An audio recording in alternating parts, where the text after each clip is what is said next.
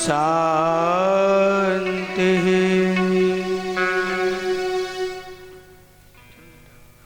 परम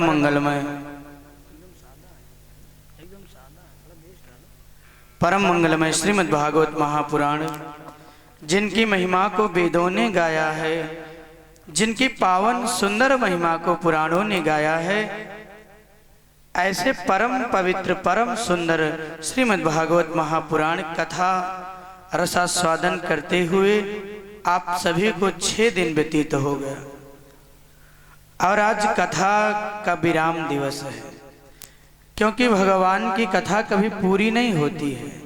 हरि अनंत हरि कथा अनंता, कहीं सुनहि बहुविधि सब संता। भगवान की कथा ऐसी है प्यारे, जो कभी पूरी नहीं हो सकती है।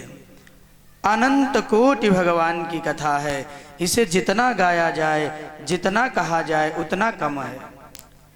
लेकिन फिर भी इन 7 दिनों में जो भी प्रयास मेरा रहा है, आपको ज़्यादा से ज़्यादा कुछ भगवान के प्रति समर्पित कराया जाए, भगवान की भक्ति में, उनकी कथा में लीन कराया जाए। तो अनवरत 6 दिनों से आप भगवान की कथा सुन रहे हैं। बस ठीक है। आज विराम दिन है और आज के दिन सुदामा चरित्र, परीक्षित मोक्ष गमन कथा और भागवत जी की विदाई होगी। फिर फूलों की होली का भी हम आनंद लेंगे। ये सारे चरित्र आपको आज सुनाए जाएंगे। कहते हैं जिन जीवों के कई जन्मों की पुण्य उदय होती है, उन्हें ऐसे अवसरों का लाभ उठाने का अवसर प्राप्त हो जाता है। इसलिए आज आप सभी का भी वो सुंदर समय आया है, वो सुंदर पावन बेला आई है कि आप सभी को ऐसा अवसर मिला है कि भगवान की मंगलमय लीला का आप श्रवण कर रहे हैं। कहते हैं जीव के जीवन में कुछ पाप अनजाने में हो जाते हैं और कुछ पाप जानबूझकर हो जाते हैं। हाँ या ना? बोलिए, फिर जवाब दीजिए। जीव के जीवन में कई बार ऐसा अवसर आता है कि कुछ पाप, कुछ ऐसा कर्म हमसे जानबूझकर हो जाता है अथवा कुछ पाप अनजाने में हो जाते हैं। उन पापों की निवृत्ति का एकमात्र साधन है भगवान का नाम।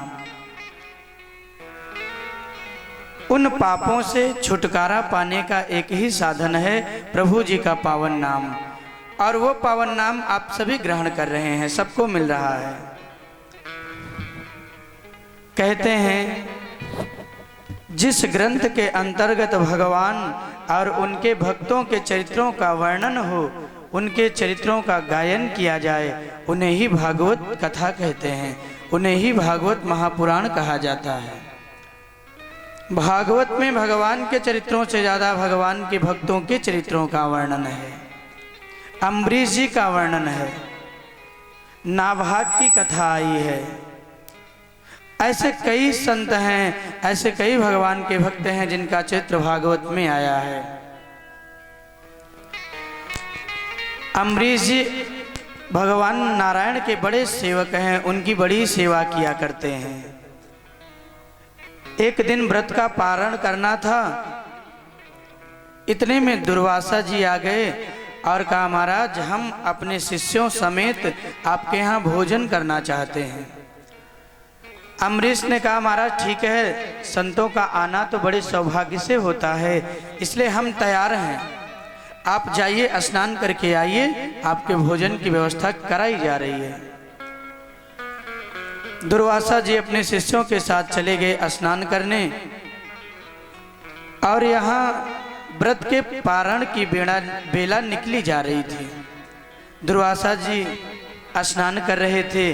अम्बरीश जी बड़ी चिंता में हैं, मेरा व्रत टूट जाएगा, यदि मैंने पारण नहीं किया तो मुझे व्रत का फल नहीं मिलेगा,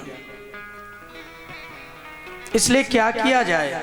संतों से पूछा महाराज क्या करें, क्या उपाय है।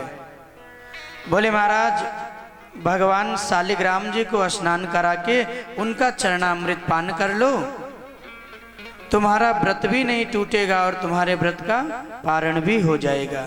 क्योंकि भगवान शालिग्राम का स्नान कराया हुआ जल साधारण जल नहीं है, उसे चरणामृत कहा जाता है।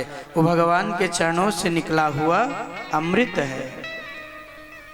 इसलिए महाराज तुम उसी जल को पी लो, तुम्हारा व्रत नहीं टूटेगा। अम्बरीश जी ने वैसा ही किया। इतने में दुर्वासा जी आ गए। देखा तो हाथों में जल लेके पी रहे थे। बड़े क्रोधित हो गए, महाराज मुझे भोजन का निमंत्रण देकर और स्वयं जल पी रहे हो,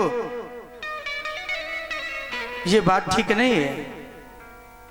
अम्बरीश जी ने समझाना चाहा, लेकिन दुर्वासा जी तो परम क्रोधी संत हैं। क्रोध आ गया, अपनी जटा का बाल उखाड़े, पत्थर की शिला पे पटक दिए। एक कृत्या नाम की दैत्या उत्पन्न हो गई। जैसे ही दैत्य आई, प्रार्थना किया, महाराज क्या आदेश है? बोले अम्बरीश ने मेरा अपमान किया है, इसलिए तुम जाओ और अम्बरीश का वध कर दो, अम्बरीश को मार डालो। कृत्या नाम की दैत्या दौड़ी है, लेकिन भगवान नारायण का भेजा हुआ चक्र आया और कृत्या को जला के भस्मीभूत कर दिया। जब कृत्या जल गई तो वो चक्र दुर्वासा जी के पीछे पड़ गया।